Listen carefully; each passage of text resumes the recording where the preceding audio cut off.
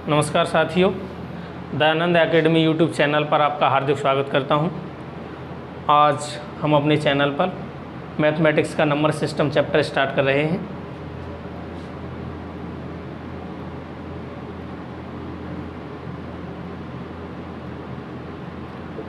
Number system. अब हम number system को स्टार्ट करेंगे नंबर्स से।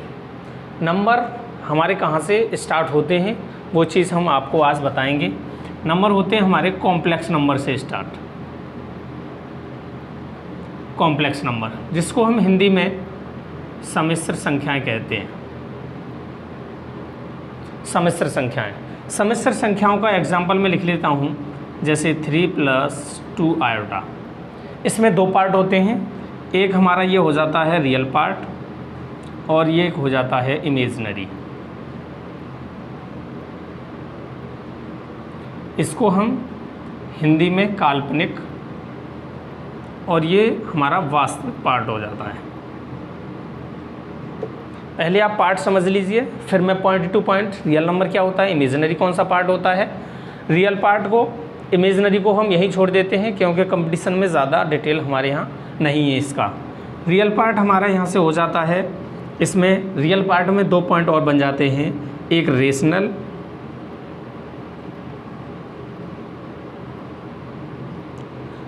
और एक इर्रेशनल, जो कि आप जानते होंगे। इसको हम हिंदी में परिमेय संख्या और इसको अपरिमेय संख्या कहते हैं।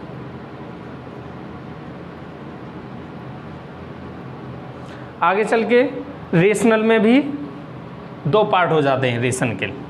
एक हो जाता है हमारा इंटीजर और दूसरा हो जाता है फ्रैक्शन।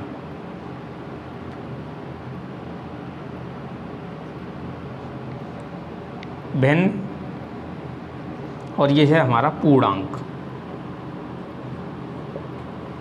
भिन्न तो आप जानते ही होंगे, एक प्रॉपर भिन्न होती है और एक इम्प्रॉपर भिन्न होती है। इंटीजर्स में हम तीन चीज़ें पढ़ेंगे। मैं एक ही लाइन में आपको इंटीजर्स यहाँ पे समझा देता हूँ। ये पूरा फिगर आप एक बार में बना करके, हमें सारी संख्याओं का अलग अलग से डिटेल नहीं पढ़ना पड़ेगा। एक ही फिगर से हमारी सारी चीज़ें यहाँ पर क्लियर हो जाएंगी, जिससे हमें कभी कभी कन्फ्यूज़न होता है। जैसे क्वेश्चन यहाँ से पूछ लेता है, क्या सभी अपरिमेय संख्याएँ रियल पार्ट होता है, यानी रियल नंबर्स होते हैं? तो होते हैं, क्योंकि इर्रेशनल यानी रेशनल और इर्रेशनल दोनों क्या होते हैं, रियल।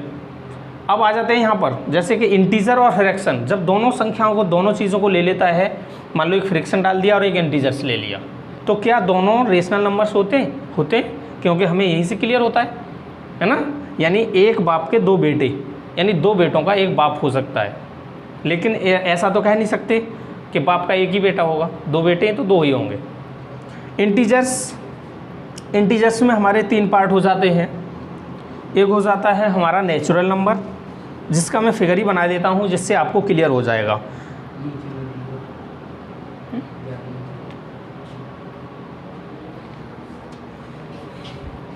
इसे थोड़ा सा ऊपर ले लेता हूँ मैं, यानी यहाँ से आता है हमारा इंटीजर, जिसको हम पूर्णांक कहते हैं। दोस्तों आप समझ रहे होंगे कि यहाँ से नाम से ही हमें पता चलता है पूर्णांक, पूर्ण अंक, यानी जहाँ भी हमारा अंक पूर्ण होगा, चाहे नेगेटिव हो, पॉजिटिव हो या ज़ीरो हो, वो हमारे इंटीजर्स हो जाते हैं। जैसे पूर्णांक यहीं से क्लियर हो जाता है ना। अब यहाँ पर आधा, अधूरा, कोई भी संख्या आप नहीं लेंगे, क्योंकि इसके नंबर से ही, इसके नाम से ही क्लियर हो रहा है कि जो हमारा अंक पूर्ण होगा वही हम इंटीजर्स कहेंगे। जैसे हमारी नंबर लाइन्स होती है, नंबर लाइन हमारी स्टार्ट होती है -इन्फिनिटी से, बीच में हमारा 0 हो जाता है और ये जाती है हमारी +इन्फिनिटी तक। यहाँ से ये माइनस वाले पार्ट स्टार्ट हो जाते हैं और ये प्लस वाले पार्ट स्टार्ट हो जाते हैं। तो यहाँ से दोस्तों यहाँ ध्यान रखेंगे, यहीं से मैं आपको बताना चाहूँगा कि नेचुरल नंबर कहाँ से होते हैं और होल नंबर्स कौन से होते हैं। तो यही इसी में सारे पार्ट आ जाते हैं, रेशनल नंबर, नेचुरल नंबर। तो यहाँ से ये हमारे होते हैं नेगेटिव इंटीजर, ऋणात्मक पूर्णांक, और ये होता है हमारा पॉजिटिव इंटीजर, जिसको हम धनात्मक पूर्णांक कहते हैं। 0 भी हमारा इवन इंटीजर में आता है। 0 को हम इंटीजर कहते हैं, लेकिन जो 0 होता है वो हमारा होता है इवन इंटीजर। ध्यान रखेंगे इस चीज का। यानी ऑड इंटीजर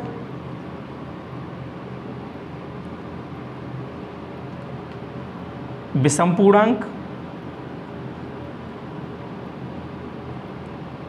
और एक होता है सम पूर्णांक। एक चीज और ध्यान रखेंगे यहां पर, क्या सभी सम संख्याएं हैं सम पूर्णांक होती हैं?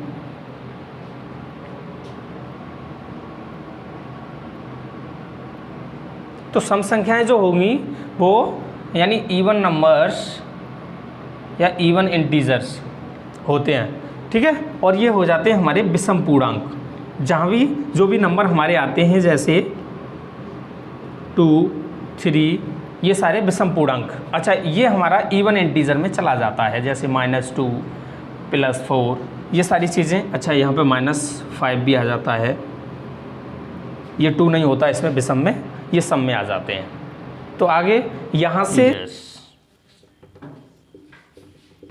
पूर्णांक, इसमें हम बात करेंगे, एक होता है समपूर्णांक और दूसरा है विषम पूर्णांक, ठीक है। Even integer, odd integer.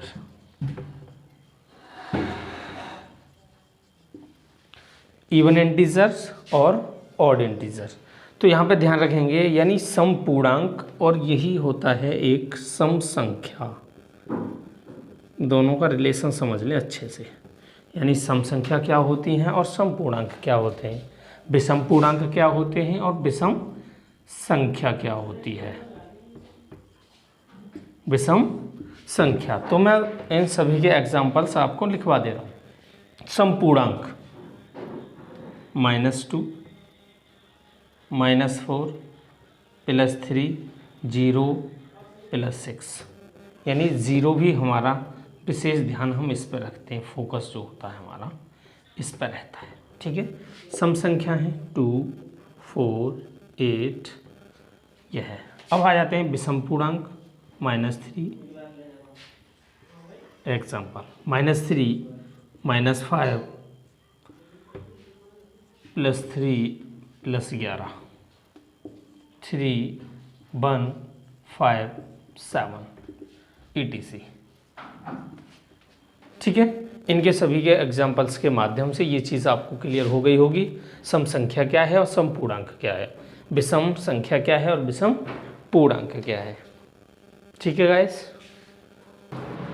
इसी से क्लियर करेंगे कि नेचुरल नंबर हमारे कौन से होते हैं, यानी नेचुरल नंबर।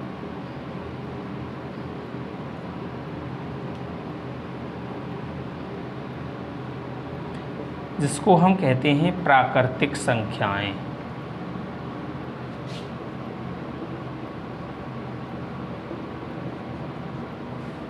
संख्याएं दोस्तों बहुत ज़रूरी है कि हमें सबसे पहले सारी चीज़ें पता होनी चाहिए। प्राकृतिक संख्याएं कौन सी होती हैं, वास्तविक संख्याएं कौन सी होती हैं, परमेय संख्याएं कौन सी होती हैं, अपरमेय संख्याएं कौन सी होती हैं। जब तक हम इनके बारे में कोई जानकारी नहीं रखेंगे तब तक हम क्वेश्चन को नहीं सॉल्व कर पाएंगे।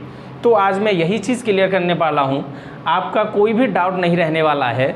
यानी संख्याओं से, नंबर सिस्टम से जो संख्याएं होती हैं, जितनी भी प्राकृतिक संख्या है, पूर्ण संख्या है, इन सब के बारे में आपको मैं आज क्लियर कर देता हूँ। आगे जो टॉपिक बचेगा हम कल की क्लास में क्लियर करेंगे उसको। तो प्राकृतिक संख्याएं कौन सी होती हैं, अब यहीं से आ जाते हैं हम इंटीजर से। इंटीजर्स भी 3 भाग होते हैं, नेचुरल नंबर,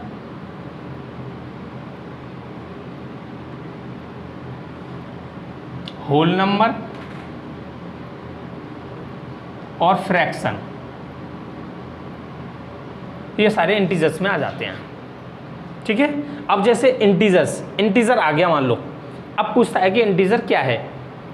तो इंटीजर एज ए -2 इंटीजर है, +2 इंटीजर है, -3 0 ये सभी क्या हैं, इंटीजर्स हैं। ठीक है, अब यही बात आ जाती है, जैसे इंटीजर में पूछ लेता है क्या 1.2 इंटीजर है, तो दोस्तों मैंने अभी बताया था आपको कि पूर्णांक, अंक कैसा होना चाहिए, पूर्ण। तो 1.2 क्या पूर्ण है, नहीं है ना, तो पूर्णांक ये नहीं होगा। अगर पूछते हैं कि इसका पूर्णांक क्या होगा, यानी 1.2 का पूर्णांक क्या है, तो होगा 1। इसी को दोस्तों मैंने आगे पॉइंट लिख लिया 1.7। इसका पूर्णांक क्या होगा, इसका पूर्णांक दोस्तों हो जाएगा आपका 2, क्योंकि यहाँ से हम पूर्णांक हमारा यहाँ से नियरेस्ट कहाँ पहुँच जाता है, 1.7 से हमें किधर कम चलना पड़ेगा, 2 के पास में। यहाँ से हमें किधर कम चलना पड़ेगा, 1 के पास में। तो हमारा यहाँ पर 1.2 वाला जो पूर्णांक बन जाएगा वो 1 हो जाता है, और जो 1.7 वाला जो पूर्णांक है वो 2 हो जाता है। बस इतना ध्यान रखेंगे। लेकिन अगर ये प्रॉपरली अगर ये चीज़ पूछी जाए तो ये पूर्णांक नहीं है। अगर कह दे कि 1.7 का पूर्णांक क्या होगा, तो 2 होगा। 1.2 का पूर्णांक क्या होगा, तो 1 होगा। क्लियर दोस्तों।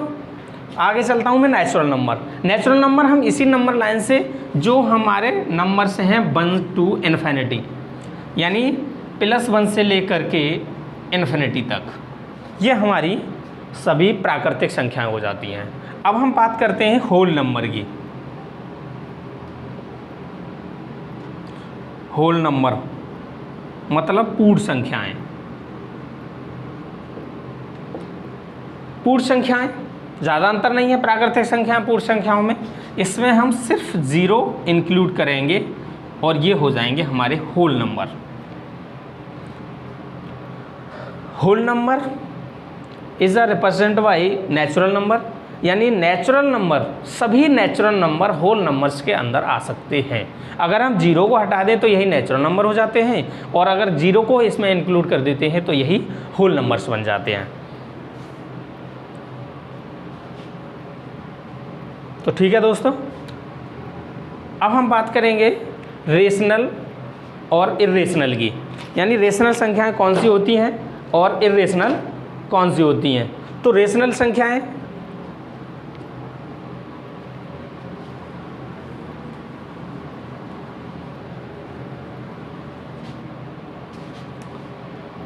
हेडिंग रेशनल नंबर,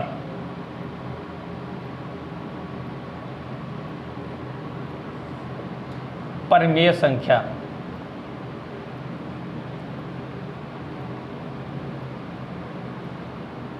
परिमेय संख्या यानी जो संख्याएं P/Q के रूप में होती हैं, जो संख्याएं P/Q के रूप में होती हैं, जहां पर Q is not equal to 0 होता है, हमारी परिमेय संख्या कहलाती हैं।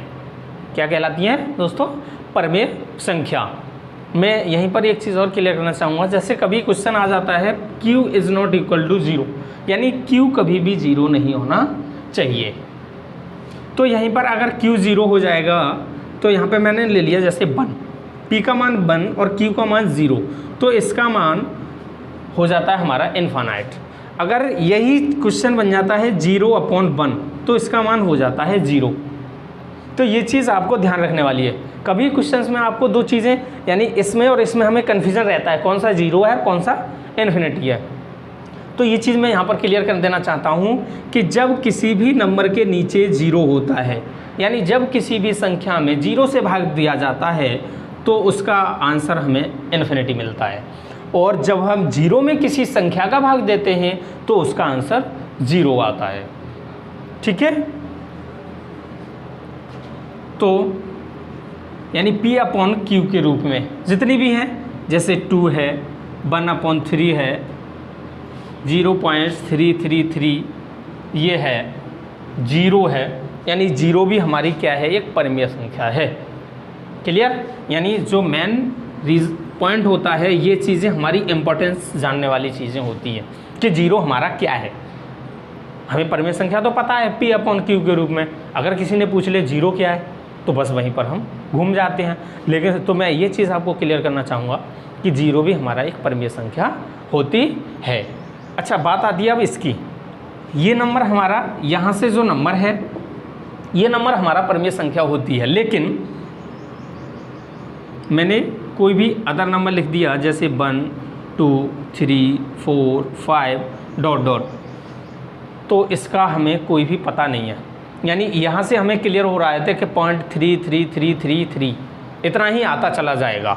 इसको हम सॉल्व करेंगे तो हम 1/3 पर पहुँच जाएंगे, लेकिन इसका हमें यही नहीं पता कि ये कहाँ जा कर के शांत होगा। यानी इसको हम आवर्ती अशांत दशमलव,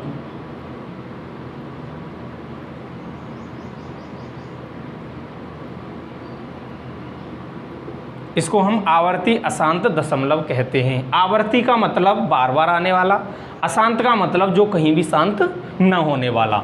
वहीं ये हो जाता है अनावर्ती, ये भी अशांत ही है।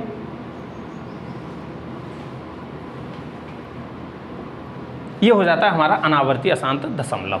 ये हमारा परिमेय संख्या नहीं है, तो ये किस में चला जाएगा, हमारा अपरिमेय संख्या में। तो परिमेय संख्या क्लियर से दोस्तों समझ में आ गई होगी आपको। मैं अब आगे अपरिमेय संख्याओं के बारे में बताऊंगा, ये यहाँ से क्लियर हो जाना चाहिए, ठीक है। अब जैसे चलो एक चीज़ और क्लियर कर देता हूँ इसी में।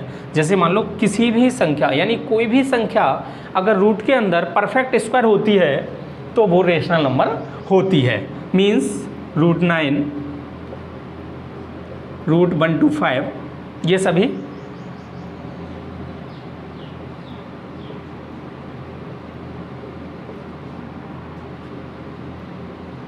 ठीक है, ये सभी परिमेय संख्याओं के एग्जाम्पल हैं। ठीक है दोस्तों, आगे चलें। अब हम बात करेंगे इर्रेशनल।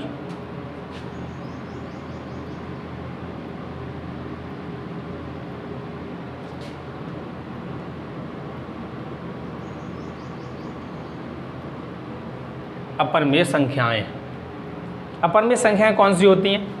मेन चीज़ तो आप ये ध्यान में रखिए कि जो परिमेय संख्या नहीं होती है अपरिमेय संख्या होती है। दूसरा पॉइंट मैं आपको बता दे रहा हूँ, जो संख्या किसी भी रूट के अंदर परफेक्ट स्क्वायर नहीं होती है वो अपरिमेय संख्याएं होती हैं। मीन्स अभी मैंने एक चीज़ और बताई थी आपको, अनावर्ती अशांत दशमलव वाली संख्याएँ, जैसे 0.1 2 3 4 5। अब इसका हमें पता नहीं है कि 5 के बाद क्या आएगा, 6 आएगा, 7 आएगा, है ना, ठीक है। यहाँ से जैसे मान लो 5 आ गया, यहाँ फिर 9 भी आ सकता है, 6 भी आ सकता है ना। ये चीज़ें kभी भी यानी आवर्ती नहीं होती हैं, तो ये किस में पहुँच जाती हैं, अपरिमेय संख्या में। दूसरा √3 √2, ये अपरिमेय संख्याओं के उदाहरण हैं।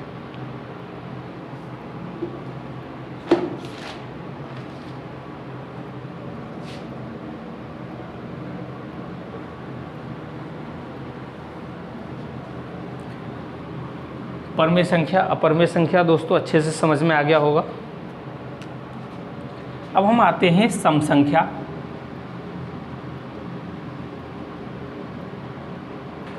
सम संख्याएं मैं आपको थ्योरी ज़्यादा नहीं लिखाऊंगा, सिर्फ समझाऊंगा। थ्योरी आप किताबों से और बहुत सारे माध्यमों से लिख सकते हैं, लेकिन थ्योरी से हमें कोई फ़ायदा नहीं, हमें समझना है। सिर्फ हमें सम संख्या का पॉइंट मिलना चाहिए कि सम संख्या आखिर होती क्या है, बस ये चीज़ हमें आनी चाहिए। सम संख्याएं, जिसको इंग्लिश में हम कहते हैं इवन नंबर, इवन नंबर्स, ठीक है। वह संख्याएं जो 2 से पूर्णतः विभक्त होती हैं सम संख्याएं कहलाती हैं। यानी जो 2 से पूर्णतः विभक्त हों। क्लियर?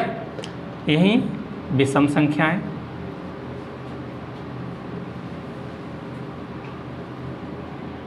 विषम संख्याएं, इसको हम ऑड नंबर्स इंग्लिश में कहते हैं। जो संख्याएं 2 से पूर्णतः विभक्त न हो। इसका मैं एग्जांपल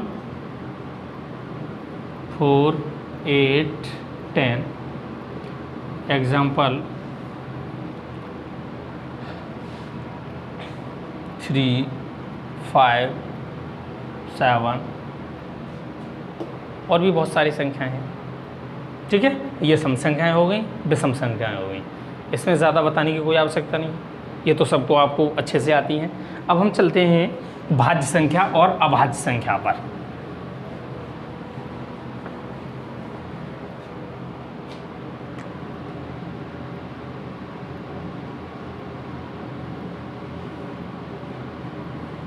भाज्य संख्याएं, कंपोजिट नंबर।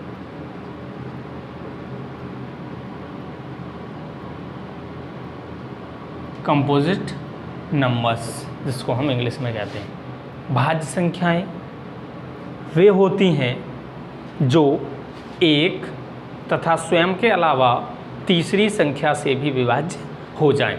यानी जिन संख्याओं के 2 से अधिक गुणनखंड होते हैं, 2 नहीं यानी 2 से अधिक गुणनखंड होते हैं, वो संख्याएं भाज्य संख्याएं कहलाती हैं। जैसे मैंने एग्जांपल ले लिया, लिख दे रहा हूँ, चलो 2 पॉइंट। यानी जिन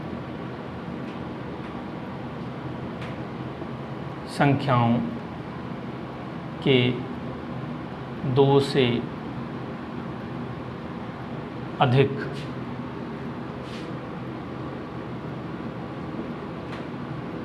गुणनखंड होते हैं, वे संख्याएं कैसी होती हैं? भाज्य संख्याएं। एग्जाम्पल 4, 9, 12, 15। अब यहाँ पे ध्यान रखेंगे कि भाज्य संख्या में संख्या सम भी हो सकती है और संख्या विषम भी हो सकती है, हमें उससे कोई मतलब नहीं है ना। जैसे मान लो ये है 15, इसके गुणनखंड 1, 3, 5 और चौथा हो जाएगा 15। यानी 1 और स्वयं के अलावा 1 और 15 के अलावा इसके 2 गुणनखंड और हैं जो कि 3 और 5 हैं। इसी तरीके से मैंने ले लिया 4, 1, 2 और 4, इसके भी 2 से ज़्यादा हो गए। तो भाज्य संख्याएं वही होंगी जिनके 2 से ज़्यादा गुणनखंड होंगे। क्लियर?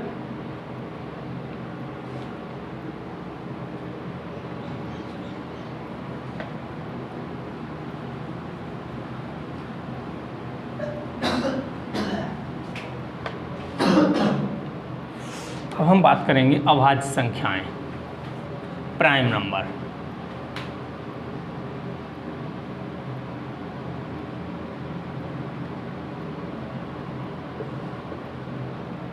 प्राइम नंबर्स जिन संख्याओं के केवल और केवल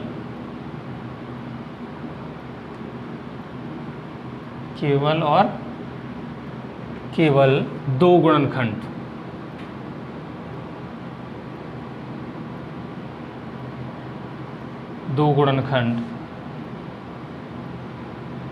एक 1 और दूसरा स्वयं होता है। ठीक है, यानी जिन संख्याओं के केवल और केवल 2 गुणनखंड, यानी एक उसका 1 और दूसरा स्वयं, वही संख्या होती है जिससे वो कट जाती है, तो वो संख्याएं कैसी कहलाती हैं? अभाज्य संख्याएं। क्लियर दोस्तों? यानी यहाँ पर जैसे मैंने ले लिया 3, तो 3 सिर्फ 1 और 3 से ही कटेगी, तीसरी संख्या से किसी से भी नहीं कटेगी। ठीक है, that known as prime numbers. Clear? 3, 11, 13, 17। ठीक है। एक मज़ेदार बात यह है कि एक पहली अभाज्य संख्या ऐसी होती है जो कि सम संख्या होती है। एक पहली अभाज्य संख्या ऐसी होती है जो कि सम संख्या होती है। तो यहाँ से एक पॉइंट लिखने वाला है, नोट कर लो। यानी सबसे छोटी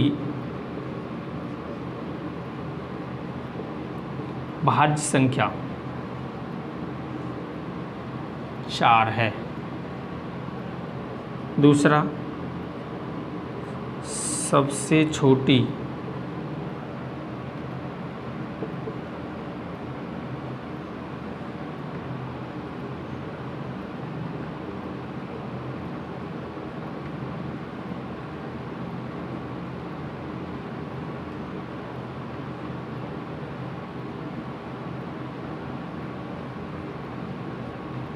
अभाज्य संख्या 2 है। इनके अलावा बात आती है बन की। बन क्या है?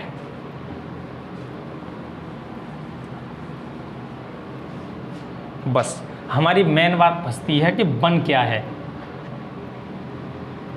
तो नोट कर लेंगे, एक न तो भाज्य संख्या है और न ही अभाज्य संख्या है।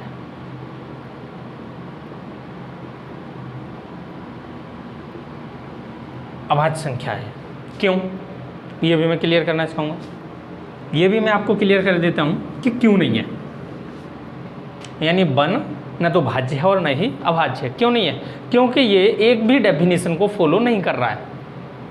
अगर हम भाज्य की डेफिनेशन लें तो 2 से अधिक गुणनखंड नहीं है इसके, और अगर हम अभाज्य की लें तो 2 गुणनखंड भी नहीं है। इसका सिर्फ एक ही गुणनखंड है, वो भी स्वयं या एक ही है। इसलिए ये न तो भाज्य की डेफिनेशन को फॉलो कर रहा है और न ही अभाज्य की डेफिनेशन को फॉलो कर रहा है। इसलिए हम इसको न अभाज्य में रखते हैं और न ही भाज्य में। तो ये विशेष ध्यान रखने वाली बात है कि एक न भाज्य है और न ही अभाज्य संख्या है।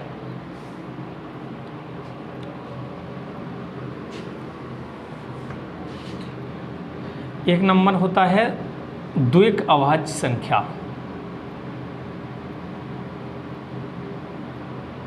द्विक अभाज्य संख्या, जिसको हम इंग्लिश में कहते हैं टोएम प्राइम नंबर्स। क्या है?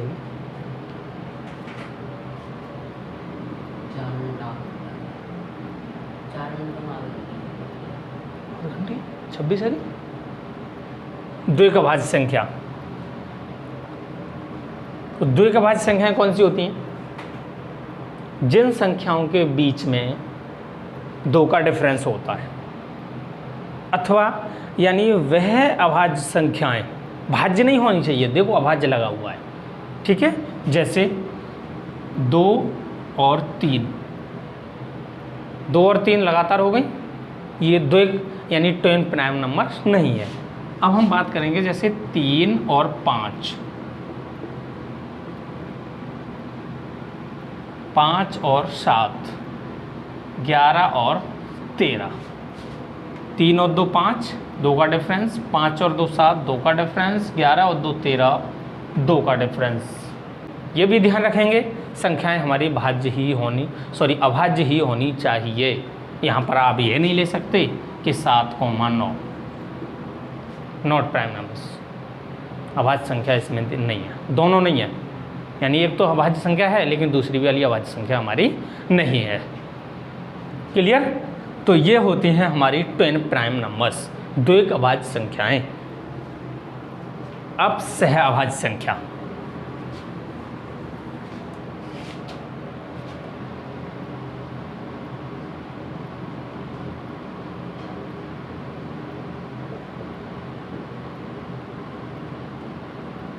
सहअभाज्य संख्या, को प्राइम नंबर्स।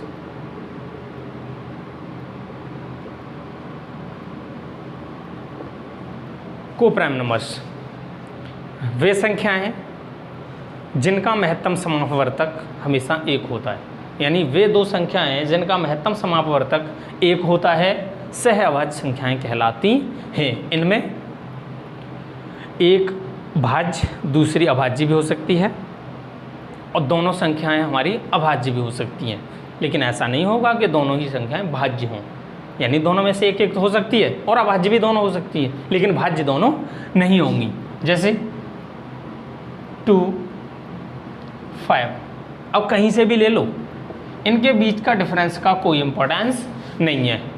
मीन्स अगला मैंने लिख लिया 11,37, 11,37 एलसीएम एचसीएफ 1, एचसीएफ 1। क्लियर? यहाँ देखो दोनों अभाज्य हैं और यहाँ भी दोनों अभाज्य हैं। अब मैं ले लेता हूँ 4,9, 4,9। अब देखो दोनों भाज्य हैं, एक सम है एक विषम है ना, लेकिन इसका एचसीएफ कितना हो रहा है 1। तो हमें मेन चीज़ हमें फोकस करना है अपने एचसीएफ पर। अगर एचसीएफ 1 आ रहा है को प्राइम नंबर्स है, एचसीएफ 1 नहीं आ रहा है को प्राइम नंबर्स नहीं है। ठीक है दोस्तों, आज मैंने सारी संख्याओं के बारे में आपको बता दिया है और आगे से हमारी क्लासें इसमें अगर कुछ छूटा हुआ है तो आगे हम कंटिन्यू करेंगे। और अगर इन चीज़ों से रिलेटेड किसी को भी कोई समस्या आती है तो मेरा व्हाट्सएप पर्सनल नंबर है,